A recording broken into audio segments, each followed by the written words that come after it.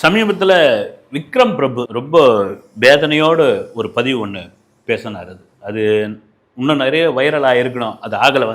அது எத்தனை பேர் கவனிச்சாங்கன்னு தெரியல. நான் சினிமாவில் நடிக்க வந்த பிறகு காது கேட்காத தபலை மாதிரி ஆயிட்டேன். நான் அப்படியான நிலைமைக்கு ஆயிட்டேன். நான் அதுக்கு காரணம் என்னுடைய குடும்ப சூழ்நிலை, என்னுடைய குடும்பம் வளர்த்த வளர்ப்பு. குடும்ப சூழ்நிலை வளர்த்த வளர்ப்புன்னு கூட சொல்ல, குடும்ப சூழ்நிலை மீன்னா தாத்தா நடிகர் திலகம் சிவாஜி கணேசன், அப்பா இளைய திலகம் பிரபு. இந்த குடும்பத்திலேருந்து வந்தவொடனே இந்த ரெண்டு பேருக்கும் ஈக்குவலாக என்னை பார்ப்பாங்க. நான் படிக்கிற காலத்திலேயே இன்னாருடைய பையன், இவர் இன்னாருடைய பேரன், இப்படிலாம் என்னை சொல்லுவாங்க.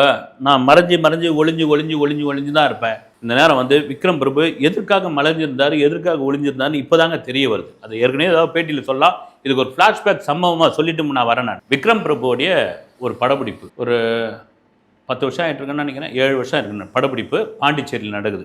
பாண்டிச்சேரி பீச்சுக்கு பயங்கர க்ரௌடு. கேரவானுக்குள்ளே இருக்கார் விக்ரம் பிரபு.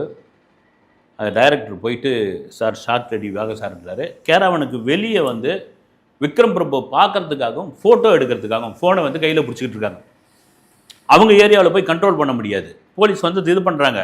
சார் ஒன்றும் தொந்தரவு பண்ண மாட்டாங்க நீங்கள் ஒன்று. ஆனால் விக்ரம் பிரபு என்னன்றாராம், இறங்கவே மாட்டேன்றாராம்.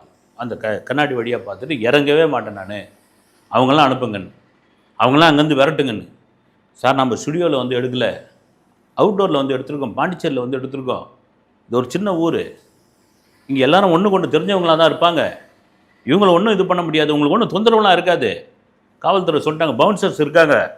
ஃபோட்டோ எடுத்துக்கிட்டேன் சார், நல்லது தானே அப்படின்னோடனே, அதெல்லாம் முடியாதுங்க, அனுப்புங்க நீங்கள் அப்படி பயங்கரமாக அடம் பிடிக்கிறான்னு. கிட்டத்தட்ட அரை மணி நேரம் அந்த டைரக்டருக்கு இவருக்குமான விவாதமாகி, அதுக்கப்புறம் அந்த டைரக்டர் போய் கெஞ்சி கூத்தாடி கொஞ்சம் தள்ளி நில்லுங்கன்னு சொல்லி இறங்கி வந்தோடனே கீழே குனிஞ்ச மேடிக்கா அவர் பாட்டு சவுண்டு இது பண்ணாங்களாம், கேட்குதான், சத்தலாம் கேட்குதான்.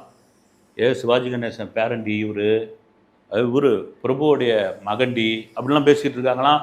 ஒரு செல்ஃபி எடுக்கிறதுக்கு ஓடி வராங்க, யாரையுமே கண்டுக்கலையா. ஷார்ட் முடிஞ்சவொடனே வேகமாக போய் அதே போல் கேரவனுக்குள்ள போய் வைக்கிறதுனா அவுட்டோரில் பெரும் படாத பாடுபட்டேங்க நான் அப்படின்னு. அப்போ அந்த டைரக்டர் அந்த படத்து பேர் கூட சொல்லிடுறேன், என்ன இதுவானா வீர சிவாஜின்னு ஒரு படம் விக்ரம் பிரபு நடித்தா அந்த படம் ஓடலை. ஏன்னா அந்த நேரம் நான் கூட அந்த படம் விமர்சனம் பேசும்போது கூட விக்ரம் பிரபு இந்த சம்பவத்தை சொல்லி கூட நான் சொன்னேன். ஆனால் அதுக்கான காரணம் இப்போ தான் தெரியுது. ஆனால் ஒரு நடிகனாக இருக்கும் பொழுது இதெல்லாம் மறந்துடணும். ஏன்னா நடிகர் திலகம் அவர்களை தூக்கத்துலேருந்து தட்டி எழுப்பி ஒரு டயலாக் பேசணும் அப்படின்னா அப்படியே அந்த அந்த அந்த அந்த கேரக்டராகவே மாறிடுவார்.